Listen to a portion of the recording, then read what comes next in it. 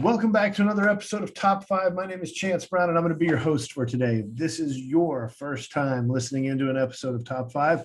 Welcome. This show is designed to bring thought leaders, practitioners, and experts from around the world of business, and particularly real estate, together to deliver their top 5 best practices so that you can then take those, go put them into your business, and help build a long-term profitable real estate business. Our guest today is Lori Levy. Lori is the General Counsel and Vice President of Legal Affairs for the Texas Realtors. In that role, she oversees all legal aspects of the association's political action committees.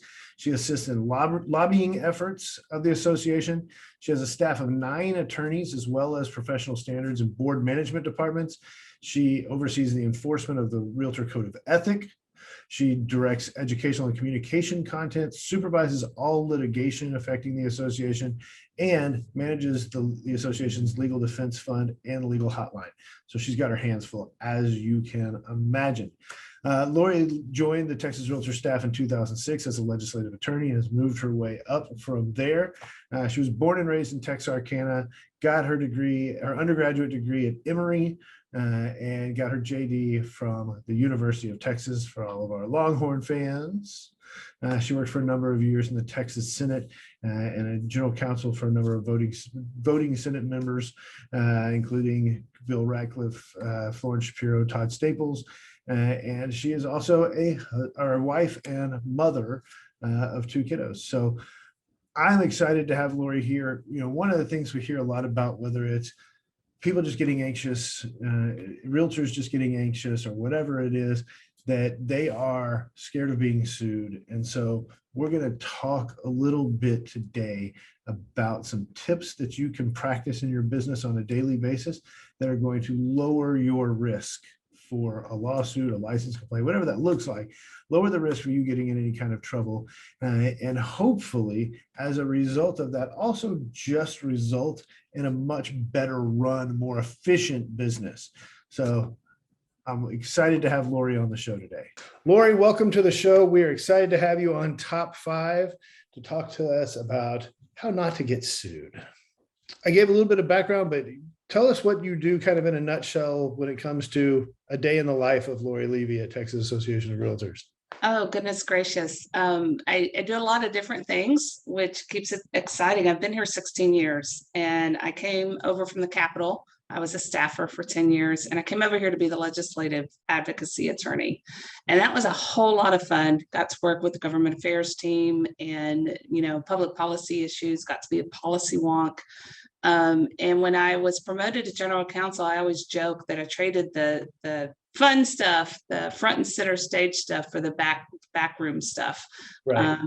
Employee policies and dealing with all of that. But honestly, it's a lot of fun. I oversee the hotline where we're getting, I think the average is like 65 calls a day. Wow. From agents across the state. We have our professional standards program under the NAR Code of Ethics, where we receive complaints and arbitration requests. We have our forms library, which Chance has been a part this year. You've helped us with updating our forms. And I actually looked at my Facebook memories this morning, and our first meeting was a year ago today. Oh gosh, yeah. How about that? It does take a long time to do that. So thank you for your commitment to that. But also I do things like this, giving presentations and legal updates and making sure our members have information. I help with the articles we write for our Texas Realtor magazine, and just making sure our members have access when they need to deal with other members, whether it's complaints or other issues, but also have information and legal updates. Perfect. And we thank you for that. Well, you're welcome. Yeah, no, it's a big job. And there's, trying to say, here's 5 ways not to get sued is like saying, here's 5 ways to make a grilled cheese sandwich when there's a million ways to make a grilled cheese sandwich. Because now I'm just hungry. Yeah, right. Because you're saying, you like to say. It's not about not getting sued. It's about what to do when you do get sued. Right. And anybody And can sue for anything, anytime, right? that's exactly what I was going to say next. We also have an E&O task force that meets each year with our E&O partners. Those are companies that want to have access to our members to sell them insurance. But in order for that access, they give us information. And the claims don't tend to change over the years. Property management's always up there. Anytime you're dealing with other people's money, that kind of thing. But I believe the average number of years an agent had been in the business before they got sued was 7 to 10 years. So it's not the new agents. Yep. And we're actually doing an event tomorrow about license complaints with the director of enforcement at TREC. And the number tracks pretty similarly for license complaints. It's about 7.5 years. Interesting. And people tend to file complaints with TREC. If it falls under code of ethics, they'll also try to file a complaint here and file a lawsuit. There's so many different avenues that people have to deal with misconduct or what they think is bad behavior. Exactly.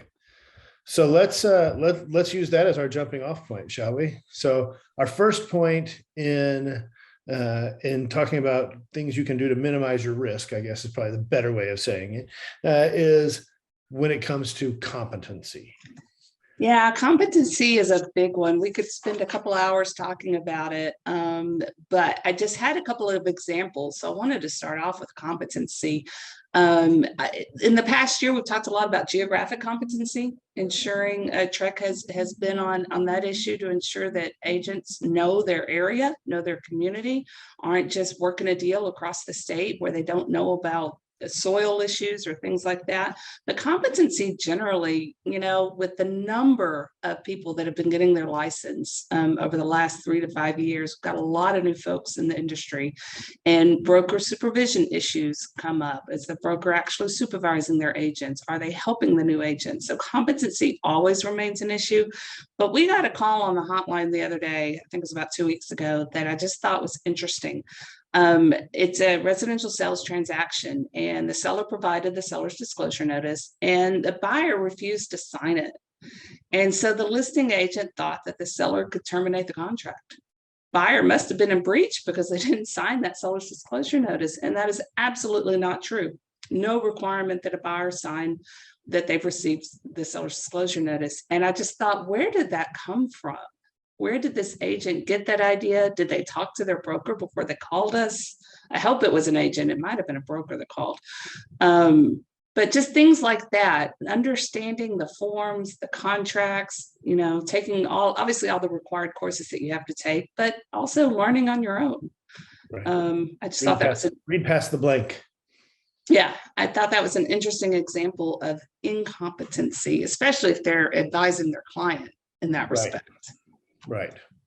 The other issue that I feel like comes under competency, it's a good example. We're getting a lot of questions about financing, buyers wanting to change financing in the middle of a transaction. For some reason, for the past 4 to 6 weeks, we have hotline meetings every week where we talk about what the issues are, so we can kind of gauge what's going on out there. It's been buyers that want to change financing, which is fine. They can do that, but agents don't know how to deal with that situation. They kind of have that freak out moment like, oh, we're halfway through this transaction. What do I do now? So one of the questions I can tell you what's happening is in this crazy environment, they're putting down that it's a conventional loan when they know damn well it's FHA or VA. Yep. Just so they can win.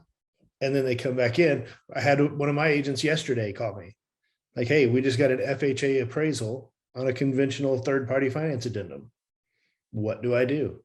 Exactly. And I know what it means when you switch to FHA and VA. You've got the amendatory clause, which is paragraph 4 and third party, which adds some limitations. Yeah, not to mention that appraisal, if it doesn't make value, now stays for 120 days. Yep, so, that too. That too. A couple of interesting questions we got on that was the seller, do they have to allow the buyer to switch financing? And the answer is no. And unless they agree to that in third party, what box is checked, they don't have to allow for that. But the next question is, so a seller I can terminate because the buyer is no longer going after the financing we agreed they would. Buyer's not in breach yet. Right. Only at the point that the buyer can't close with the buyer being breach. So if they want to go after a different financing and secure that and they can close, you go forward. Yeah.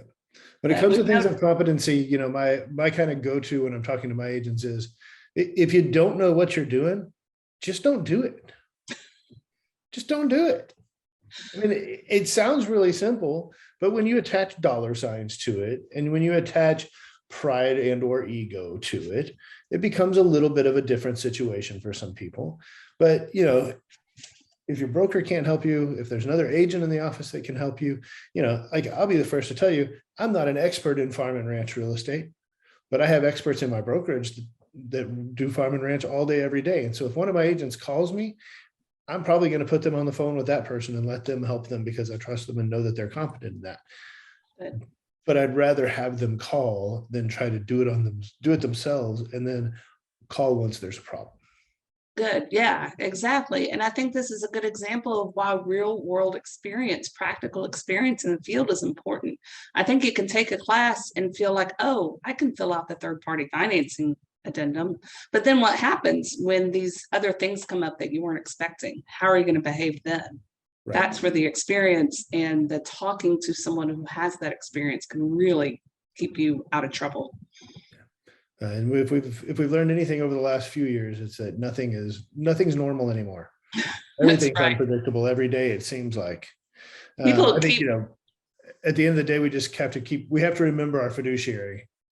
That's right. I was going to make a joke. People keep talking to me about the crazy market, or when they find out what to do, they ask about the crazy market, and we need to just stop using that term. It's just the market. It's just the market.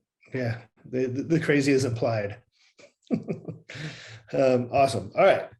Our number 2 bullet point here is, and I know that this has been a topic of conversation recently, especially at the Real Estate Commission, is wholesaling. Wholesaling. A lot of people might not even know what that is. That's where I wanted to start with. What is a legal definition, or what is your definition of what a wholesaler is or is not? I'm glad you rephrased that, because I think there's more than one definition out there. But when we talk about it in terms of our real estate practice in Texas, I am a wholesaler. And to me, the term doesn't match what it means. To me, it doesn't have a logical connotation, but I have an interest, meaning I'm a buyer. I have a contract on a property. So I have an interest in that. I don't own it yet, but I'm going to turn around and market that to other buyers. So when I'm offering that, there are actually rules in place right now as far as advertising and disclosure, especially if I'm a licensed agent. I have to make sure I disclose to other potential buyers. I don't actually own this thing yet. I have the opportunity to purchase it, and that is what I'm offering you, basically to assign my contract to you. That is what wholesaling in exchange for some sort of value. For value, okay, so that's important, Chance, because like I said, there is a rule in place right now for disclosure. If you are the wholesaler, and that's whether you're licensed or not, there are requirements for you to disclose that. What you have to offer to other buyers. But I've always thought there's another issue here, because when you're assigning it or giving that right to someone else, you're probably making some money off of that. That seller, the original seller who entered into that initial contract with you, the wholesaler, where are they in this? Aren't they wondering how it is you make money off of this contract? And maybe in this market, which we won't call crazy, but where properties are so limited, there is value in that. Maybe that is a true statement, but there's always a but. I did see recently that there was a lawsuit filed out in the Hill Country. It's been moved to a San Antonio court, but the seller, an original seller, I'll call them, has sued their listing broker because of the wholesaling issue. Now, this case is a little bit interesting because there was the seller and the buyer, and then there was a second buyer. And that second buyer was actually a subsidiary of the listing brokerage firm that represented the seller. So there's a little bit of potential for fiduciary violations there, perhaps. Now, there was disclosure. This was known before closing, but that seller, they're making that argument of, if there was that much value in this property for you to sell it at that higher amount, why wasn't I receiving that value? Why didn't you tell me I could receive that value? Sure. So that's where I think that wholesaling discussion is going to go. These sellers that are on the front end who are missing a piece of their value. So if I'm a real estate agent and I'm going to enter into the business of wholesaling, because, everything that HGTV makes look sexy, agents want to get in on that. If I want to get into that sort of investment property buying world, and part of that becomes wholesaling, what are my obligations as a Texas realtor? And I would assume that those rules probably mirror lots of other states as well, if we have people listening out of state. But if I'm a Texas realtor, what are my obligations? Well, there's really, it can be summed up as disclosure. Anytime that you as a licensed broker or agent are working on your own behalf, whether it's your property or your spouse's property or a business entity, and I think it's 10% or more if you have that much ownership in it, there's always that disclosure requirement. And then, like I said, there's the additional disclosure requirement in a wholesaling situation when you are advertising property that you do not own. That additional disclosure. But you have to, and I think this case that I just mentioned is going to highlight this, think about your fiduciary obligations to a client that you represent in a transaction, or other obligations of fairness and things like that to customers out there. Anytime that you are dealing in real estate as a licensed agent on your own behalf, you're going to be held to a higher standard.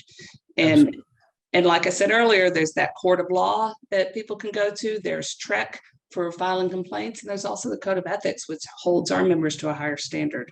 So there's different avenues that people who feel that they've been harmed by you, different avenues for them to access. And as we kind of bring this one to a close, this bullet point to a close, I will just, for the purposes of disclaimer, say that we're recording this in April of 2022, and there's a heck of a lot of talk going on around the Texas Real Estate Commission. If you're listening to this and you're a Texas agent, so these rules may change, and you need to make sure that you're aware of them when they do, which is always in an email. So read your emails. That's right. We could have a whole episode on that, couldn't we? On emails. Reading emails. Well, you know what the E in email stands for, right? Evidence. That's right. But that can be good and bad. Evidence. I'm waiting for my Lori Levy "good facts make for good defense" line. So at some point here, I'll try to fit it in. There we go. Because that's what I always use when I talk about you when we're talking is, listen, if you have a substantial conversation with somebody, you need to follow it up with an email. That way you have good facts. That's right. I used to say it in the negative, bad facts make for bad case law, but I like how we're turning it into a positive, good facts. Keep you out of trouble. Yep. Okay, so our third bullet point here is intermediary. And speaking of good facts, intermediary, document everything. Just document. We are actually doing an article on intermediary in the next magazine. So I guess it'll be the May issue because we're already in April. A very big spread with a flow chart, because in the flow chart is basically, am I an intermediary or not? Because people don't always know. You might be dealing with a customer who's not a client, but our brokers tend to get confused on when it rises to the level of intermediary. So we want to remind everybody what intermediary is. And I hope everybody knows it's when you're representing both sides of a transaction. And I feel like the questions may be coming up more. There may be a lot of in-house deals now, just because of the swiftness of the market. And so we're getting a lot more questions on the hotline about what intermediary is and how to do it. I always take the opportunity when talking about intermediary to remind people that buyer's representation agreement. I know not everybody uses them. You've got somebody that comes in, wants to go see some properties, you get out there and you're doing it. But that buyer's representation agreement protects you in so many different ways, but especially in intermediary, because it's got that initial information that's got to be in there, that notice about the potential for intermediary. Yep. We always talk about by the time you get to the notice of intermediary, that should be the third time people are hearing the word intermediary. That's right. About brokerage services, whatever the representation agreement is, and then.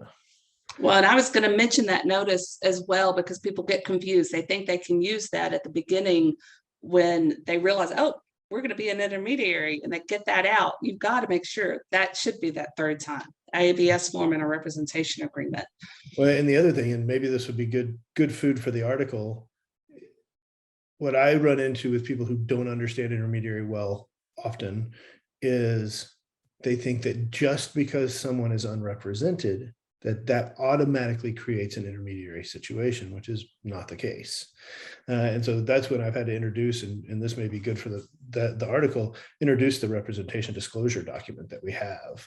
Right. And have them understand that, this person is unrepresented. You're not representing both sides. Have them sign this document that says you only represent the seller, and that's that. Exactly. And guess what? That's already in the article. Oh, well, there you go. That is a huge issue statewide.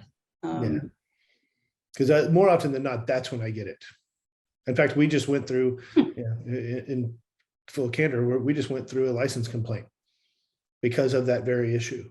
And it ended up getting dismissed, but it was a good teachable moment for our agent so that she would understand in the future that just because somebody is unrepresented doesn't automatically create an intermediary situation. That's right. It does not. And it doesn't have to.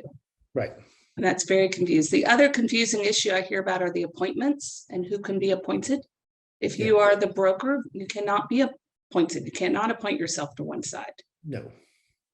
Two agents or two associated, I always use the phrase associated license holders now, because you might have an associated broker that works with your firm. Right. But as long as you have two licensed individuals, you can make appointments, each of those to a party. Correct. Yep. That one always gets people too. And, to quote our good friend Avis Wukash, there are a lot of myth understandings about that form. And so having a good explanation is super helpful, because people get confused and we as realtors tend to overthink shit anyway, right? And make things more complicated oftentimes than they need to be. And really it's not that hard. I'm surprised you didn't say that about lawyers. I thought we were the ones that overthought stuff. No. Y'all just talk about it more so you have billable hours. It's different. You get two of us in a room, you get three opinions. So there you go. That's right. All right. Number 4 is understanding the financing and appraisal addendum forms. Man, if I had $1 for every question I've gotten on the appraisal addendum over the last 3 years, I wouldn't be rich, but I'd have some dollars. I can't believe how old that form is already. I would have sworn, COVID messes up your timeline anyway, but I would have sworn it was a year and a half old, because we're still dealing with it as if it's a new form, as far as understanding it, educating. I will say, since we're just hitting the high points here, we got a lot of articles that we've written on that appraisal addendum and third party. If you go to texasrealestate.com and in the search bar, put in appraisal addendum, it will pull them up. I go there when I'm on the phone with somebody asking a question just to make sure I'm saying things right. But we've got a lot of articles we've done on this, and I just can't say it enough that understanding both of those two forms and how they work together are where people are getting into trouble. Our hotline calls are through the roof on this issue, especially with what we talked about earlier, buyers switching financing, buyers wanting to come in with the sweeter offer. So they're using conventional, even though they're going to switch to FHA, something like that. It's creating all sorts of havoc with understanding third party and appraisal addendum. Yep, absolutely it is. And I mean,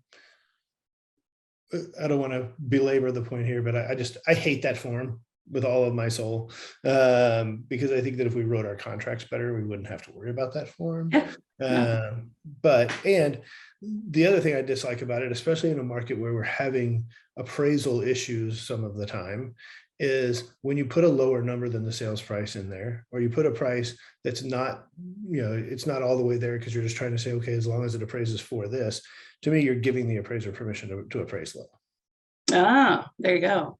Well, and let's remind our folks that are watching this that appraisal addendum, there's 3 options on there. And this is going to sound so basic, but it's the number one question we get it's the number one answer we have to provide. Let me say, options 1 and 2 favor the seller.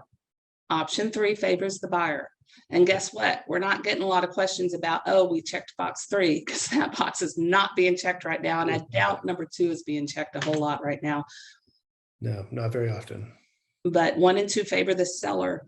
There The was question another. I get is, can they, despite the fact that it says for use for conventional loans only, right there underneath the title, the questions I get are, how do I write this for FHA and VA? That doesn't exist. Cannot. And what if they entered with conventional and added this addendum and then the buyer is switching? It just creates a lot of murkiness that I hope our experienced agents are knowing how to get through and helping the newer inexperienced agents get through that. Yeah. Can we go, I know we were harping on the appraisal addendum form, but can we talk on the financing form for a minute? Because it's also something that I hear a lot of questions about, is the difference between property and personal approval. Oh yeah. That issue has been around for at least 16 years because I've been here that long. And we did update that, or Trek did update that language, gosh, 10 years ago, maybe. And it helped us explain it, but I don't think it helped members understand it, that property approval is very different from buyer approval. And you can have one without the other. The question that we usually get is the buyer, let me say this the right way, the buyer not subjecting themselves to approval. They're willing to, that they can get that loan and they're going to go forward. Sellers think, oh, good, there's not going to be an out here. But then that property doesn't get approved, whether it doesn't meet the appraisal requirement or some other issue, insurability or something. That buyer is still going to have an out under property approval if the lender will not lend for some reason based on that property, not just the buyer and their requirements to get a loan. And that does get confused. It's two separate issues wholly with different timelines. We get a lot of questions on that when it happens. The other question, it happens. Yeah. The other question we're getting these days are hard money loans and how third party fits in with that. Yep. And it just doesn't. Nope. Third party financing is when you've got somebody else, a bank, financing that loan that's tied to a mortgage. It's tied to that property. An investor or any other buyer that's coming either with cash, or maybe they are getting a loan or something else, but it's not tied to that property. There's not those same protections for that buyer. There's also not the appraisal issues. I do think Trek is looking at that as the appraisal issues for hard money loans or buyers that are bringing cash offers. But right now, that third-party financing addendum would not be of use to a buyer that is bringing cash. Yeah, and two, I will say to their credit, several of the larger hard money lenders, the ones that are truly doing flip type loans, not the power buyers that we're seeing, like Homeward and Ribbon and those guys. They've already kind of covered all of that in their documents. But the true investment hard money, to their credit, I have seen more and more of them coming up with some special provisions language, having their attorneys write some special provisions language or write an addendum that kind of explains what's going on here. Well, that's good. That's helpful. It is, because they do those drive-by appraisals, and I use appraisal very loosely there because it's not USPAP. It's usually an agent who has access to the MLS that drives by and checks it out to make sure that it'll actually make the after repair value. They use that loosely termed an appraisal, and then they come back 3 days before closing and they won't lend on it, or they won't lend as much on it. Oh, wow. And then the buyer wants out and they don't have an out, because essentially it's a cash deal. Right. So, yeah. The other issue we see on third party is I think the use, it's interesting because FHA and VA aren't as popular right now because the buyers don't think they're going to be seen as a viable option for that seller. So they might be coming in under conventional, but at the same time, we are getting a lot of questions on FHA and VA right now. So I think they are being utilized, and the listing agents are calling us going, well, wait, how do I protect my seller? Because that paragraph 4, which is required by federal law, required by FHA and VA, says you can't waive that right. And so the seller is going to feel stuck. And we can't give specific legal advice on the hotline, so that's a hard one to answer. But there's certainly some things agents can do for a seller in that situation where the buyer wants to enter that contract with FHA and VA. Just negotiating, ask for more option money, ask for some kind of commitment from the buyer. It can't be part of the contract, but come on, have that conversation. What is your intent? The FHA VA loan, in either case, you can bring more money to the table. You just can't guarantee it in writing.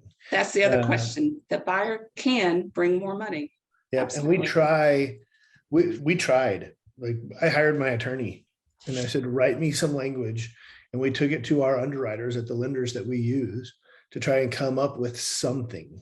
And universally we were shot down. Like, there's no way you're getting around that provision, that FHA VA provision. So much for that. So now it's just can you provide proof of funds that they can go over?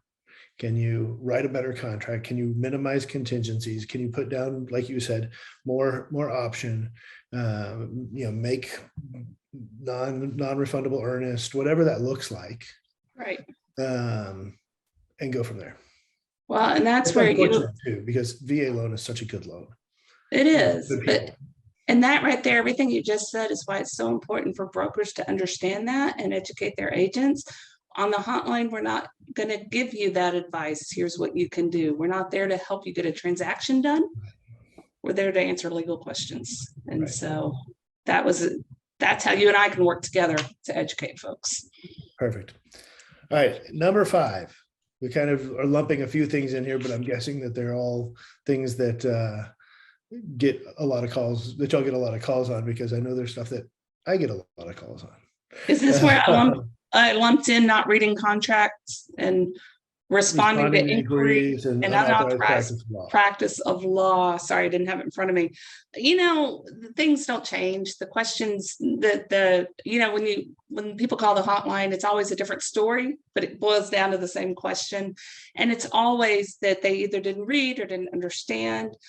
But also responding to inquiries. I want to talk about that, especially under broker responsibility, which, Chance, I know you've been involved in those discussions. You're leading those discussions. There is a case. It's over now. It's the most interesting case I've seen. It's Aflalo v. Harris, and you might have heard me talk about it if you've heard my presentations of the last 3 years. I won't go into that case. We don't have time today. But the issue was seller's disclosure notice, and the seller checked yes to present flood insurance coverage. And on our form, after that, it said, if checked yes, attach Texas Realtors Form 1414. And that wasn't done. And so that was kind of the basis for the buyer trying to get out of the contract, the seller suing for specific performance, and created this 6-year legal entanglement that the only winners were the attorneys representing the party. Because the buyer's contention was that it wasn't a complete disclosure, right? Correct. Yeah. But I bring it up here to make the point that I think I read this in the all of those materials. At some point, that buyer's agent reached out to the listing agent to say, hey, where's 1414? And I don't think that call was ever returned or dealt with. And so if there had been a policy perhaps, or broker supervision or something to say, respond to the inquiries received, that lawsuit might have never, ever gone anywhere. It's funny that you would bring that up right now, because next Monday, I will be proposing to the commission a new rule that mirrors the 2 calendar day rule in the broker responsibility code, to make that applicable to all license holders in the state.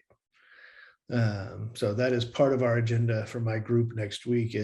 That rule shouldn't just be for brokers. It should be for anybody with a license. They should have to respond within 2 days. Yeah. And just think about all the controversies that can be resolved before they ever get started. Yeah. As it turns out, communication usually solves those problems. Just like in anything else in life. Maybe not always, but I bet enough that it's worth our time. Right. All right. Let's talk about unauthorized practice of laws. Part of this bullet point, and what's the definition for me? I typically tell my agents that when you get into if this then that language, you are in trouble. If you're just stating fact, if you're just making a statement, and you've been directed to do that in writing, you're okay. But when you start trying to tie a result to an action, then you're in trouble. And I feel that a lot of our members are confused. They think of unauthorized practice law as drafting an agreement, when it's not just that. It's that if you're having that discussion with your client, the if this, then that discussion that you just talked about, that is also practicing law. If you're interpreting an action, if you're telling a client what their legal obligations would be under this language that is not part of the promulgated forms and that you've never seen before, that kind of thing. That's why we don't tend to like language that we don't know where it came from. That's why there are rules around where the language can come from, who can draft it, and how it can be used, because it puts you all as the agents at risk when you're trying to understand it and explain to your client what that means. If your principal directs you in writing to put something into the contract, you can. Or if they direct you in writing to strike something from the contract, you can. But it has to be in writing from them, and then you can do it. Outside of that, you really shouldn't be doing anything. That's the easy solution, is just don't write stuff. Just don't do it. Yeah. Have an attorney do it. If it's that big a deal to your client, it's worth them spending a few $100 to have an attorney write something.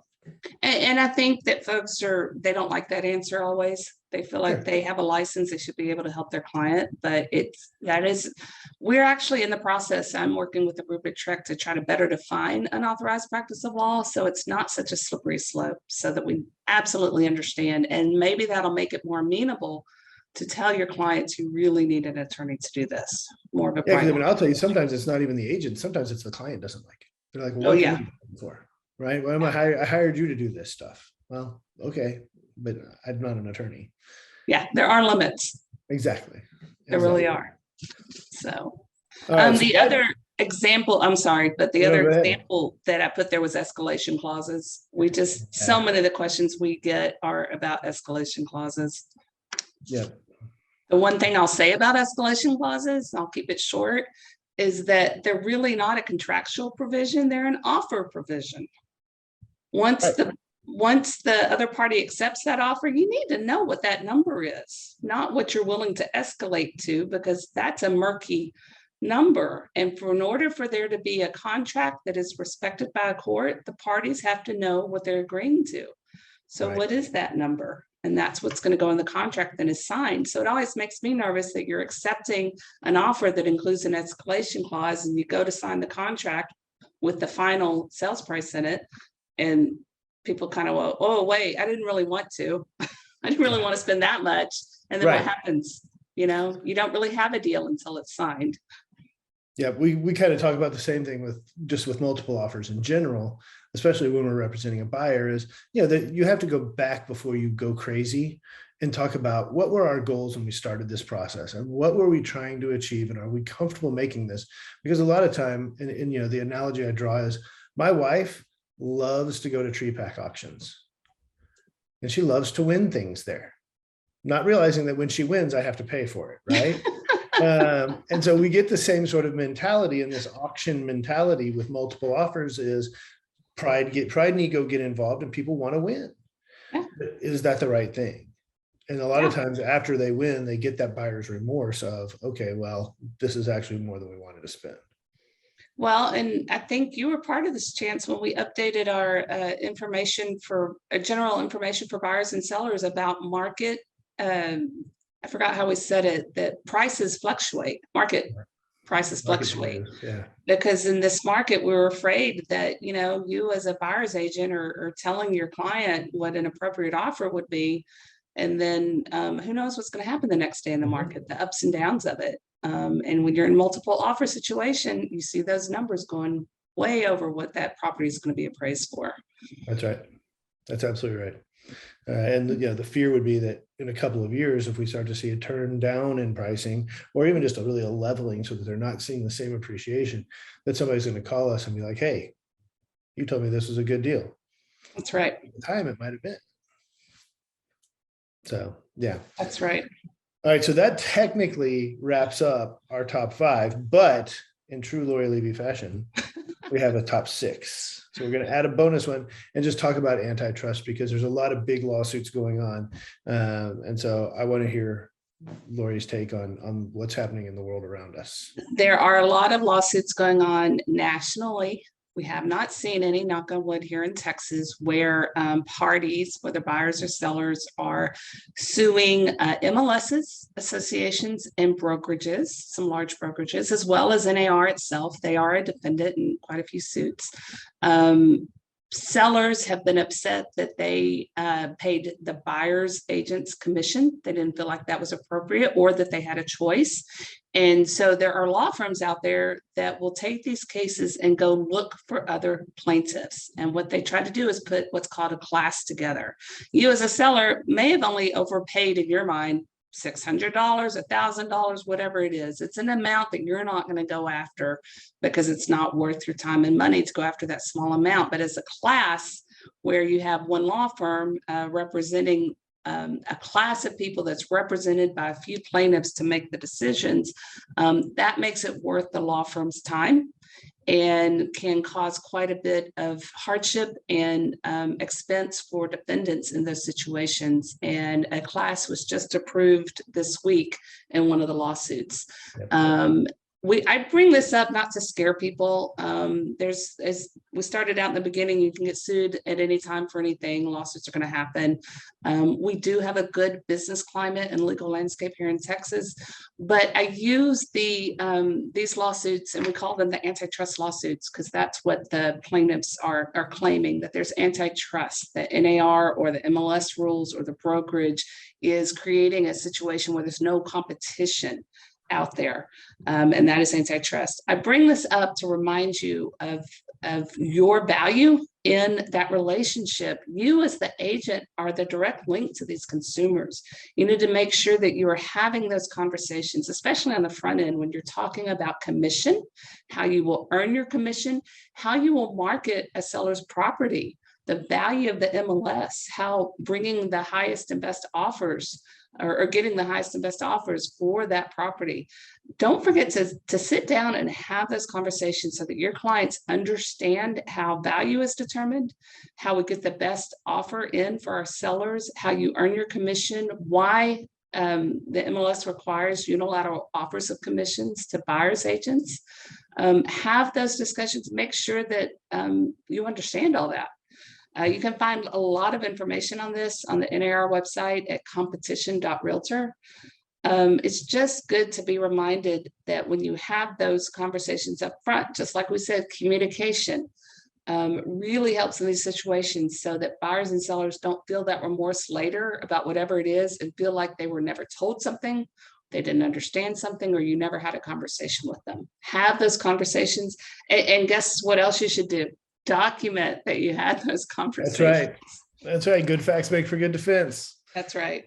We've been talking a lot about this in this value. What is the value of the agent? And, I'm not going to go into the whole claims in these antitrust lawsuits because I, don't want to. Number one, we could be here all day. Number two is, I think there's something of a chicken and an egg argument there, that who's really actually paying that, because one could argue just as easily that the buyer is the one paying for both of them versus the seller paying for both of them. And so, whether or not we make a move towards decoupling that, I believe that agents are going to have to be better at talking about all the things that they do during the course of a transaction and building the value in the work that they provide. And I don't think that naturally we do a very good job of that. And I think there's a number of reasons for that. I think, part of it is just human psychology. We're not big on bragging on ourselves. Part of it is the fact that we don't teach sales in real estate. We teach transactions. Mm-hmm. And so we don't have a good grasp on how to communicate that value proposition. And then, I think that there's just an element of, I don't want to say laziness, but it's just easier to post the fun stuff that we do than talk about the stuff that's really hard. Yeah. And the hard stuff is actually where the value lies. And it's there. It just needs to be communicated. Yep. Absolutely. 100%. So awesome. Thank you, Lori. Thank you. Great. This No, was I fun. appreciate it. This was a lot of fun and really great information.